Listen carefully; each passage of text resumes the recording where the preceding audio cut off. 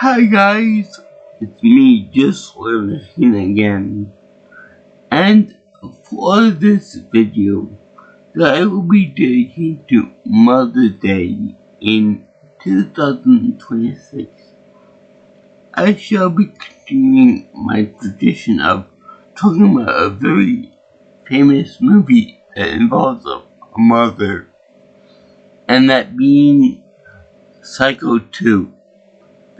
The next movie in the Psycho franchise, which, to be honest with you, I didn't know was a thing. I thought it was just one movie and then the remake of it years later. The shitty remake, I should say. But no, so far it's Psycho 1, 2, 3, and 4, and then the remake of the first one. So, they couldn't leave it alone. They couldn't leave Psycho alone. They had to make sure they made another one. And another one, and then another one after that. And, this movie is, the first movie was perfect. It was absolutely beautiful. The way it was. With, Anthony Perkins playing the character of Norman Bates. And it was perfect that he played he had like a severe split personality thing. But they had to milk it, and they had to make a movie. 23 years later, yeah, that's when this movie came out. It wasn't no 5 years or 10 years or whatever, what have you. But it was 23 years after the original movie was made. That's absurd. That's too long of time. Because the actor got too old. The people who loved the first movie got kind of bitter and disinterested with seeing another one.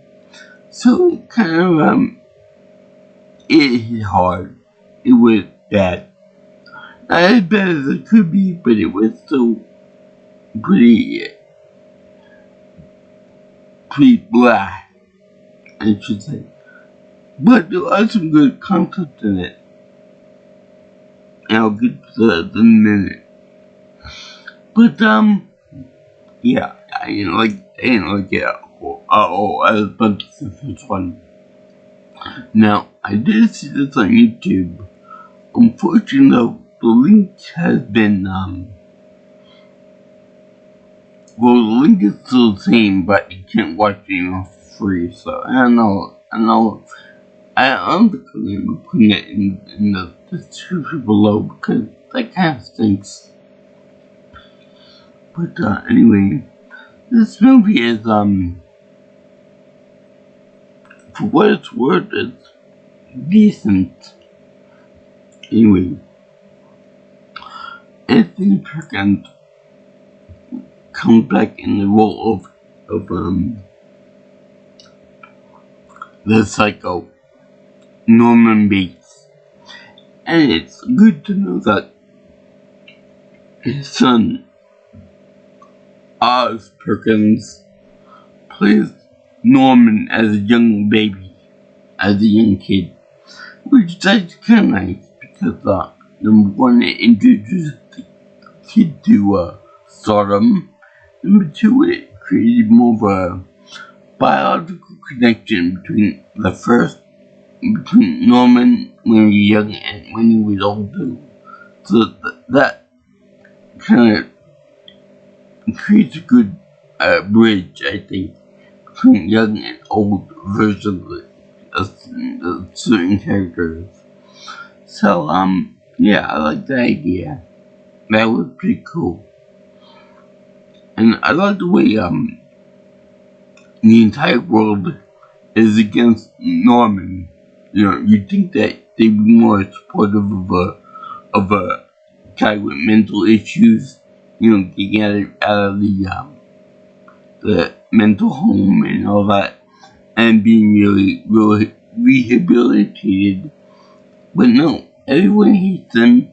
Everyone thinks they'll sink back to his murderous ways. and they think and everybody doesn't like him, and even they try to sabotage his get well scheme by posing as his mother or his mother persona. So anyway, I don't think that this movie was directed by legendary Alfred Hitchcock. I believe he may have been dead at this point, or too old to do any of his tutorial roles. So, yeah. Or I should say, directorial roles. But, yeah. Anyway, he gets out of the mental institution under the guise of Dr.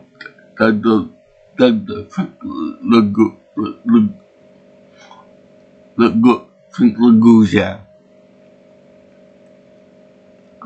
He has a name, but I don't remember what it was. Anyway, he's under the he gets out of the mental home, and the girl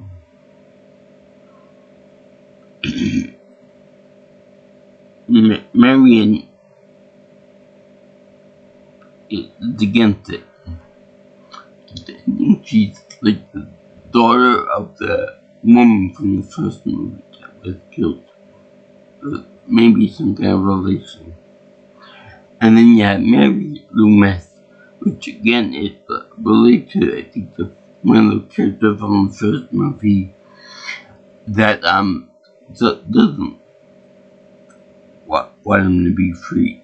But she eventually gets to be buddy with him. And she is she's very tempting in certain ways because she gets out of her room at the base of the hill, very familiar, and Norman goes into his old ways, if you know what I mean. He goes into the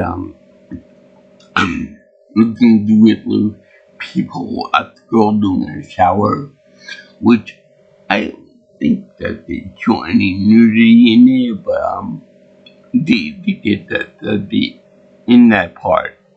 Anyway, it shows the girl taking a shower, and nobody notices about the peephole, and you would think that some police investigators would destroy that or cover it up or something in movie 1 and movie 2, but I don't know.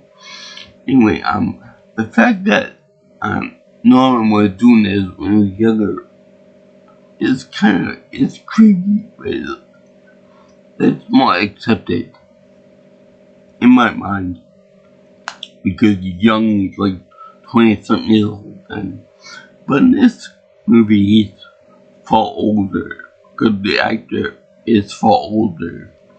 So, comes off a kind of more creepy, more disturbing, kind of along the lines of, say, Herbert the Pervert, looking at young Chris Griffin in Family Guy. So there's that. And then the fact that the two women are purposely trying to sabotage his freedom by saying, a murderer is always going to be a murderer, and everyone who has perverted type mommy issues will always have that forever and ever, and there's no changing them. So by setting up the woman in the shower and then the people opening up, being free and stuff, it kind of sets them up to actually look at the women and the people and going back to his old ways. So they also have Dennis Franz in the movie as being the caretaker before Norman came to come over, but he was selling drugs, so he fired him right away. And there's also little things in the movie about the mother persona actually doing little notes and voices being heard on the phone, and she could be like imitating the actual mother from the first movie, the persona, but it just so happened that it's Mary and Marion doing it, just to, I guess, spook up that imagery in Norman. So here's the thing I want to know is if all this is within is the construction within Norman's head of the mother's voice and everything, how would the two women, outside women, know about Norman's voice in the head? You know, how could they match it perfectly? And then on top of that, how can they match the handwriting of Mommy Dearest over there? That's a good question, and I don't think they provide the answer for it. But then they also have the part where with Dr. Loomis, where Dr. Loja ends up dropping out Norman a few times, and it turns out that Mary actually does physically fight with the guy, and he ends up dying in her hand. So it's true that a mother type figure that is actually chewing people again. But this time it's not Norman, because he's locked up in one of the rooms in there. So it's kind of weird.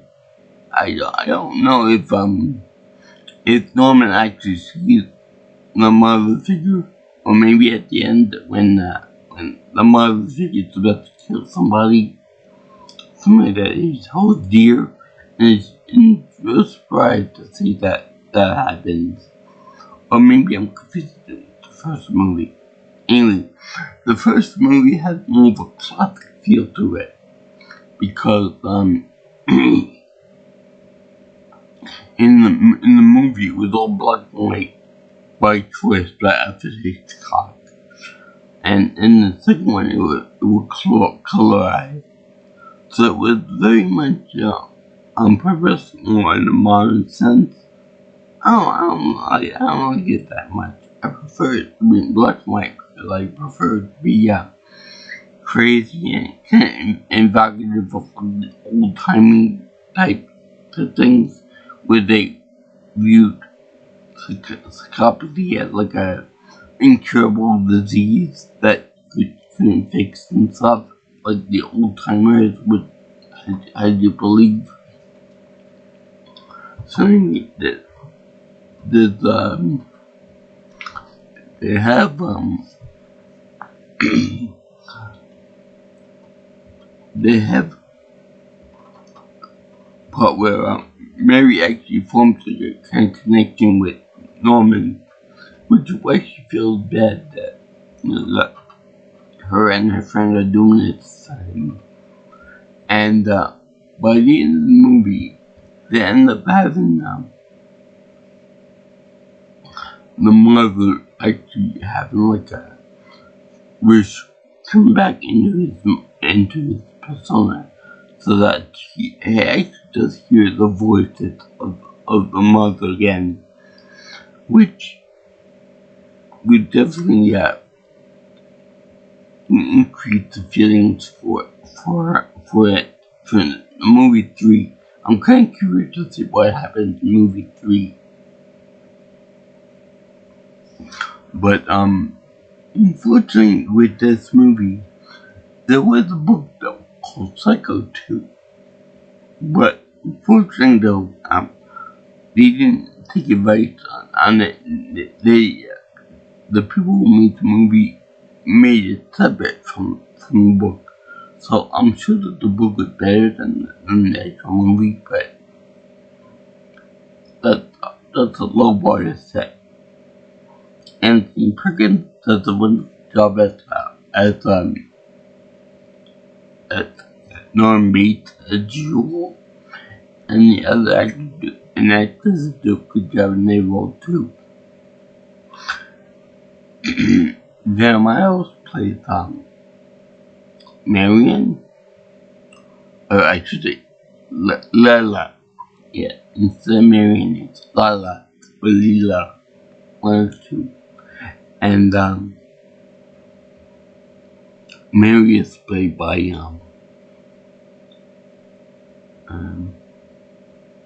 I can't let me look it up.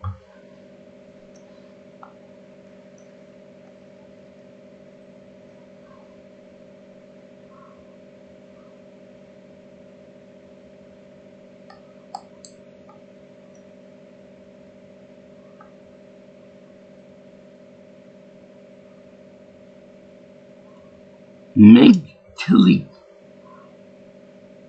I know she's related to Jennifer Tilly, maybe her mother. But also, I like the idea about him revisiting his mother's old room. It must have been a real shock for the character to see him go back to where everything went down and we developed into the movie persona in the first place. But this movie is deeper than what you would expect. And I kinda like that movie. I kinda like the idea. The third movie in the franchise should be pretty interesting. I can't wait to see it. But I'll cover that next year from another day. As Cycle 2, I will recommend you see it. But I recommend you see it for free on YouTube because it's not worth it. It's too confusing, too unserious, and too goofy in my opinion. So I thank you very much for watching my video on Cycle 2 for Mother's Day in 2026. I give this movie a heavy piece of silver ball because the actors were good. And the idea about people actively trying to sabotage his well-being to prove that Nutcase is always going to be a Nutcase. There's no changes whatsoever. There's no hope for recovery. Everything's a scam, fake news, and all that stuff. So I also like the idea about Anthony Perkins' son actually portraying him as a young person, as a youngling, and that's fun too. I do wish they pulled more from the second book, from Cycle to the book, because then it would be a lot better, in my opinion. I think I haven't read the book yet, but I think it would be pretty good though.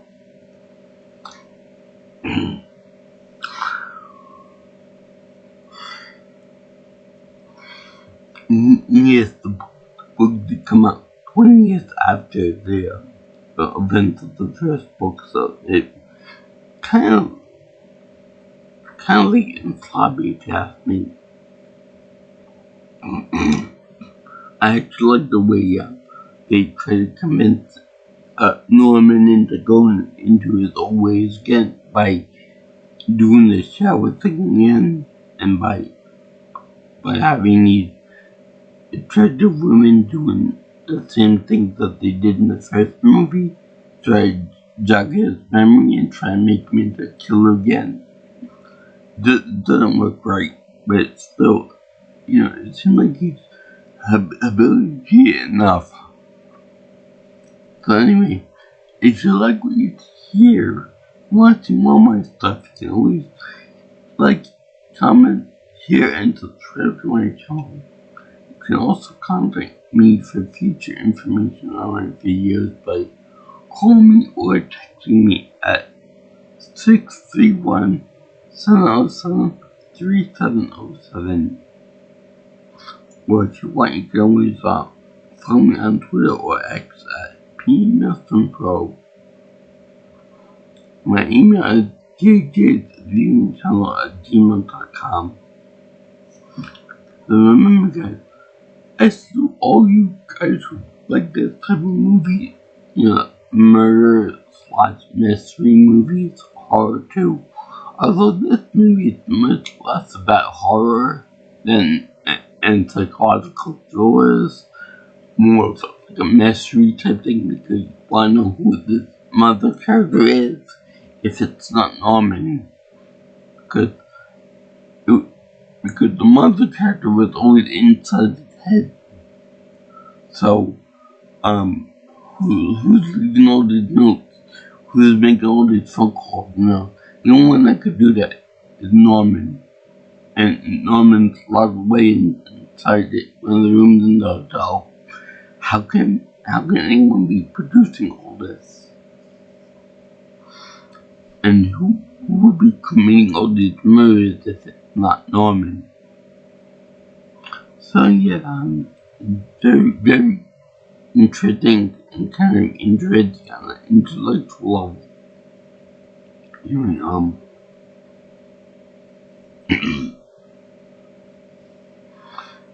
Anyway, peace out, my brothers and sisters. I'll see you in the next video. All you girls and guys in Scotland. Ciao, ciao, and sayonara.